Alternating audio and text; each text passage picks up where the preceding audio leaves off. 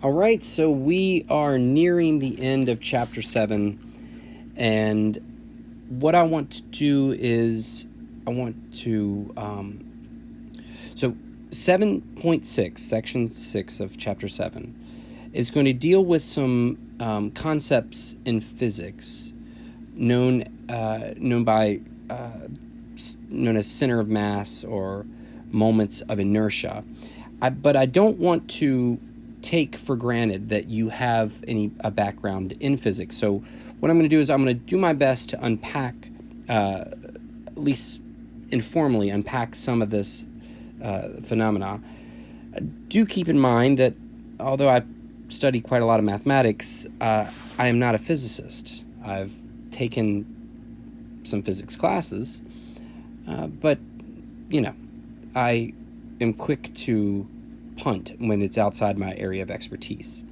So I'll do my best. If you notice that the language I use is somewhat sloppy, just write it off to someone, so a math major trying to discuss physics. Okay, ready? Let's jump in. So let's start with the idea of mass, right? The mass. So the majority of the time, right, like in everyday language, right? So most individuals use weight and mass interchangeably, right? But they're actually not interchangeable, right? Mass has a very specific definition, as does weight. I can put it this way to you. Whatever your mass is, whatever my mass is, my mass is independent of gravity. So that if I took a trip to the moon, I would have the same mass on the moon as I do here on Earth. However, my weight would be affected by whether I'm standing here on Earth or I'm standing on the moon, right? Because, the moon being 1/5, 1/6 the size of the Earth means that its gravitational pull is going to be a lot less than it would be if you were here on Earth. So weight has to do with gravity, whereas mass is independent of gravity. Now, the way you would think about mass is it can be thought of as a way of as the measure, right, of a body's resistance to a change in motion. So the measure of a body's resistance to a change in motion. So if you have ever seen the movies where some, train goes off the rails. By the way, don't get jealous of my ability to draw. Okay, just contain yourself.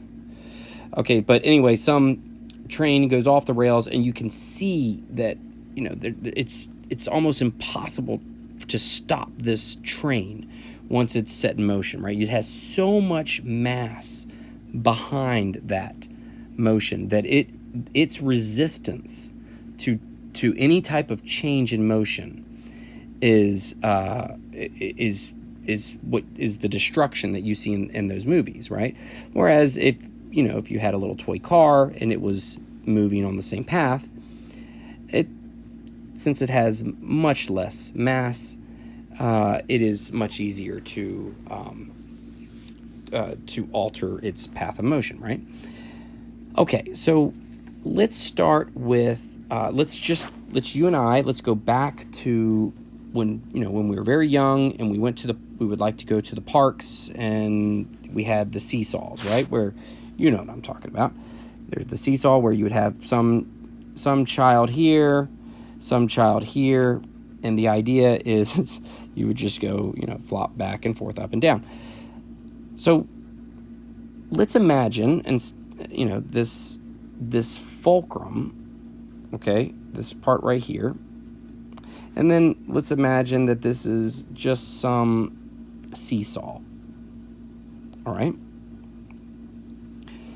Now, once a few children get on the seesaw, we have one child has with a defined mass is seated here, another child is here, another child is here. Now, we're going to discuss what it would mean if you had more mass on one side of the seesaw versus the other side, and we're going to discuss what it would mean if your seesaw was completely balanced, right? So, well, we would think about this as a system, right? This is a system. And this system may balance or may not balance. It just depends, right? Well, what does it depend on? I'm going to say that again if you're daydreaming, right? Maybe you have your Xbox controller in your hand and you're just slightly, barely listening to me. So come back to me. So this is just a system. And this system might tip this way, or it might tip this way, or it might balance. And the question I just asked is, well, what is it that affects whether the system balances? Well, let's start with the obvious. Well, of course, how much mass is here versus how much mass is here, right? If you have an adult on one side and a small child on the other side, you can imagine which direction this seesaw is going to go. So yes, the mass, it does affect whether it balances, but what else affects? Well, the other thing that affects whether it balances is the distance of that mass from the fulcrum, right? You can just imagine that, if this child were to scoot this way or to scoot this way, that would affect whether this system remains balanced or not, right? So let's start with some definitions here, okay?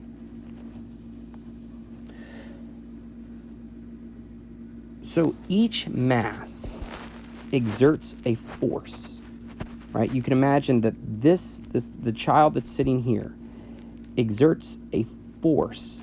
In this case would be a downward force. And that force is equal to the child's mass multiplied by, well, the gravitational constant, right? Because not only, so you have the child's mass, and you also have gravity pulling that child. So you see how each of these forces, so there's a force here, here, and here. Each of these forces has a tendency to turn the x-axis about the origin. So if these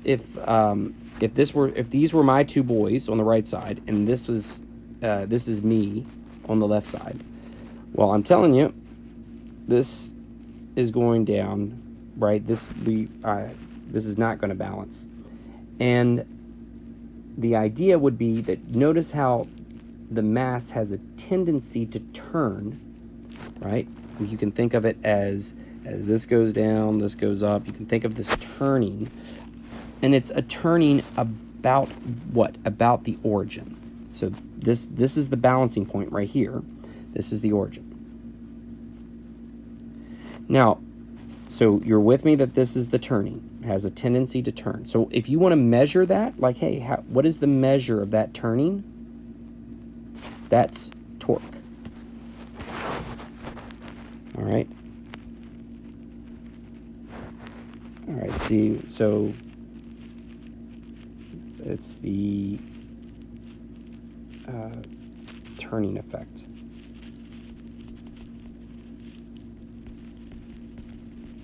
That turning effect is what we label as torque. Okay, now there's multiple torques in this system. So if you wanted to figure out what's the torque here, here, here, each what they would call the system torque is going to be the sum of all individual torques.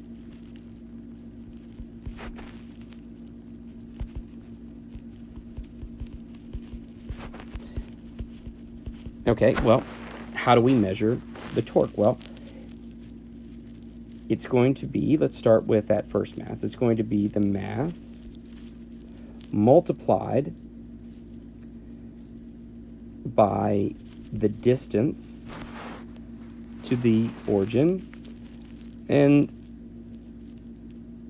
this is actually, it's also multiplied by gravity. I'm going to go ahead and not worry about the gravity for right now.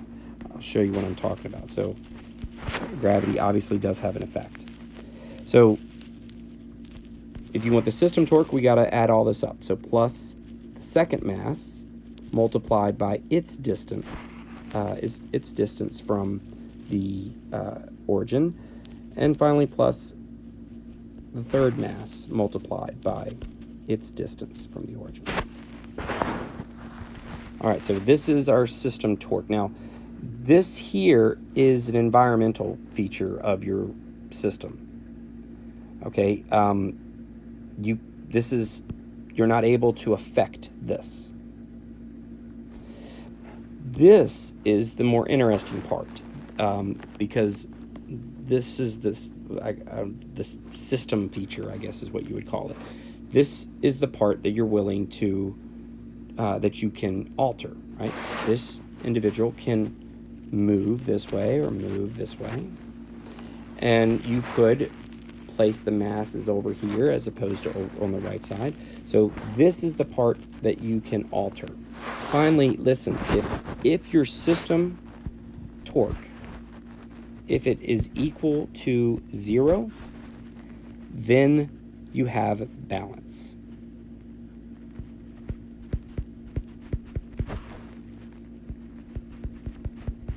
All right. So this seesaw is only going to be balanced if the sum of all these system torque is equal to 0. All right. So remember, I said that all of this taken together is the system torque, but remember me saying that this is the more interesting part of it, the part that can be altered. This part right here is what they call the moment of the system. I mean, it might be the moment about the origin or etc. But this is what they refer to as the moment of the system about something. When I say about something, I don't mean I mean, just like you can have rotation about the x-axis or rotation about the origin. That's what I mean when I say about something. So, okay. So that is, I hope I didn't butcher my physics training, but that's about as good as it's going to get for just a cursory glance at these topics. Now we need to get into the mathematics. So let's start with, we're interested in finding moments and the center of mass. And we're going to start with just a one-dimensional system, right? So just a line. So just think of it like the center of mass. Let's assume that this child, and this child, this is all fixed. And let's assume that this fulcrum is something that you can move left or right. Well, if you can find that one spot where if you put the fulcrum there, that balances the seesaw, that's what we mean when we say the center of mass. if you had a piece of paper in front of you and you picked it up and you thought about finding the point on that piece of paper where you could balance it on, say, the head of a pen, that would be the center of mass. So in a one-dimensional system, so let's take a look here. So we have some masses, and each mass has a location from the origin. So if you want to calculate the moment about the origin, right, it's just the sum of mass times distance plus mass times distance plus mass times distance. Now, if you want to figure out the center of mass, right, where do I put that fulcrum to balance the seesaw? Well, all you need to do is take the moment about the origin divided by the total amount of mass in the origin. Let's just do a problem. Ready? So we have some mass here, here, here, and here. And again, your job is just pretend like you have a fulcrum on wheels, and you need to try to figure out where to place it so that everything balances. All right. So the goal is to find the center of mass.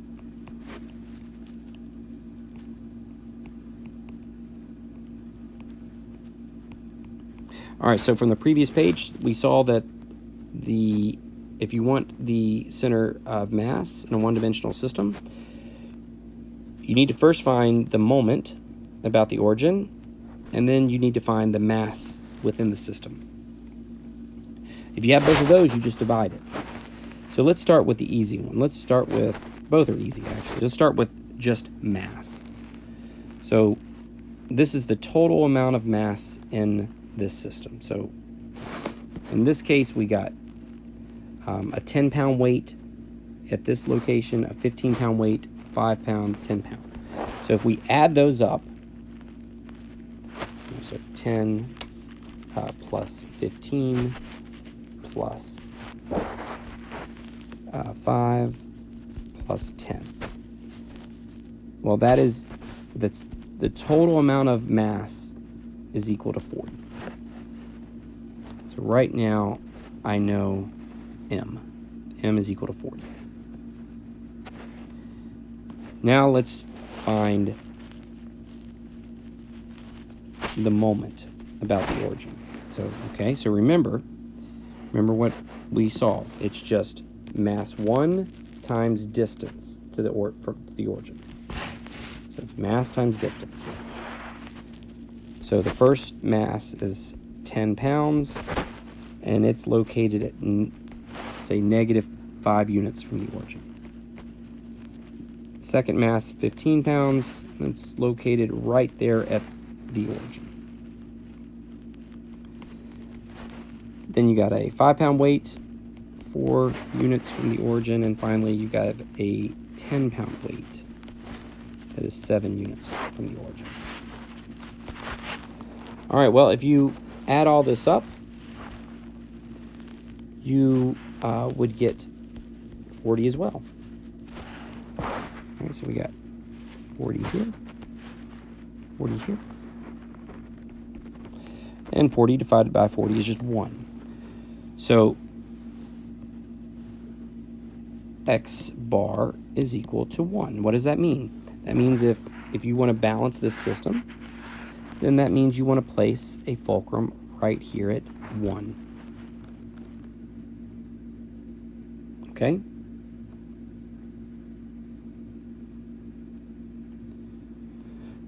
Okay, so let's see what else I want to tell you about one-dimensional systems.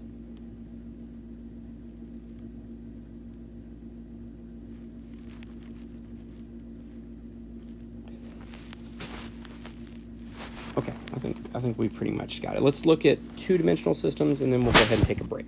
All right. So now, instead of having a seesaw where we now have a two-dimensional system.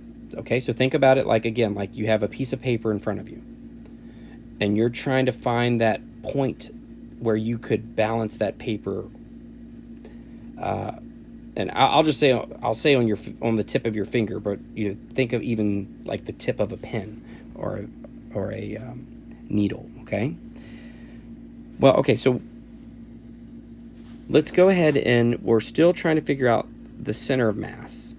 So clearly, if this is some piece of paper, to balance it, you would have to find both the x distance and the y distance in order to find the balancing point, right?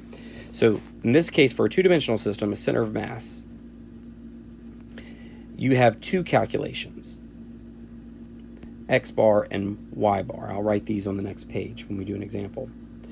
And you also have, in a two-dimensional system, you have two moments. Now, one is the moment about the y-axis, and the other is the moment about the x-axis. Okay? So let's go ahead and jump into example 3. So it says, or our goal is to find the center of mass of the system when, so we have 1, 2, 3, we have 4 masses, right? So let's think of it like we have 4 weights placed on a flat surface. Now, and each of them, each weight is at a different location. Okay, so what does that look like? So each of these weights is at a different location. All right, so again, let's think of it like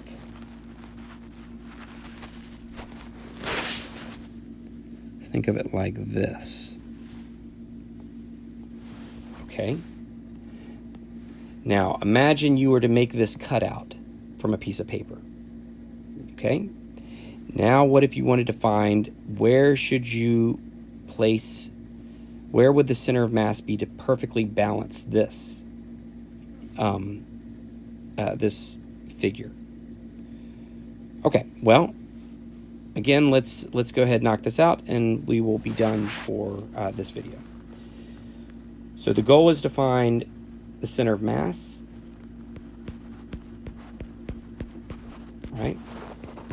We are told that x bar, okay, is equal to the moment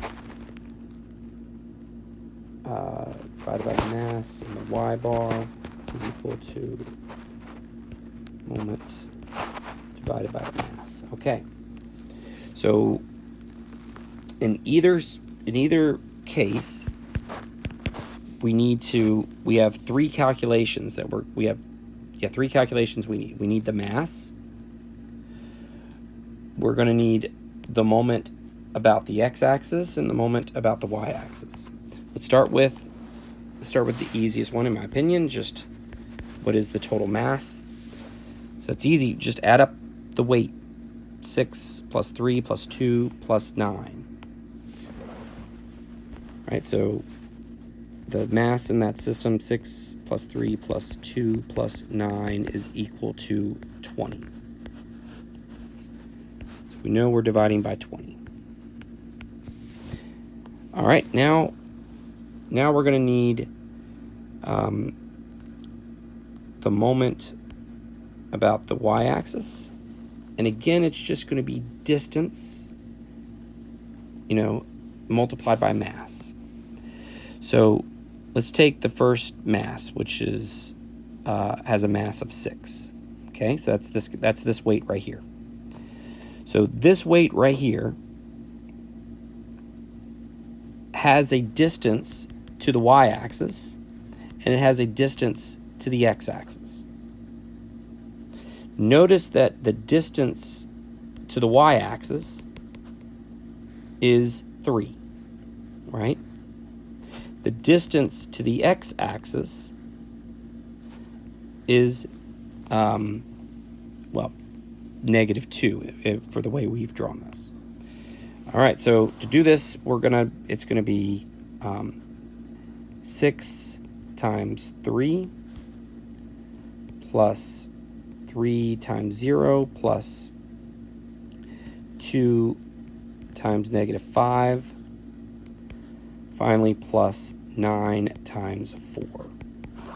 So the moment about the y-axis, if you add that up, is equal to 44. And that's going to go here.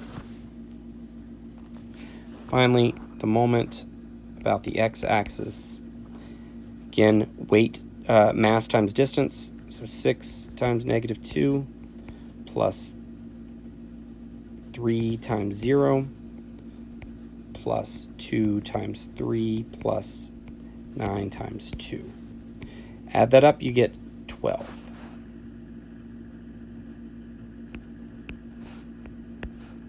Okay, so 11/5, 3/5. Are you ready? What does that mean?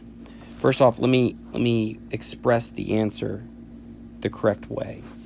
So you've already done all the work. Let's just write it in this form. So 11/5, 3/5. That's your center of mass. What does that mean? So remember you had a piece of paper and you cut out this figure, right? And you're just bored out of your mind. So you're like, man, you got this this triangle on your finger, and you're trying to balance it. You're trying to figure out where should I place my finger so it balances. Well, here it is. This is the location, right? So it's just a matter of going 11/5 in the x direction, and then 3/5 in the y direction. So that's roughly here. That would balance it. Okay. Yeah, so let me take a look at that one more time. So 3/5, so that's about right here. Okay. So that's the center of mass. Let's go ahead and conclude. And when we come back, obviously it appears that we have no calculus in our calculus class, but when we get back, we will continue our study of the center of masses, but then we will move on to some more interesting cases.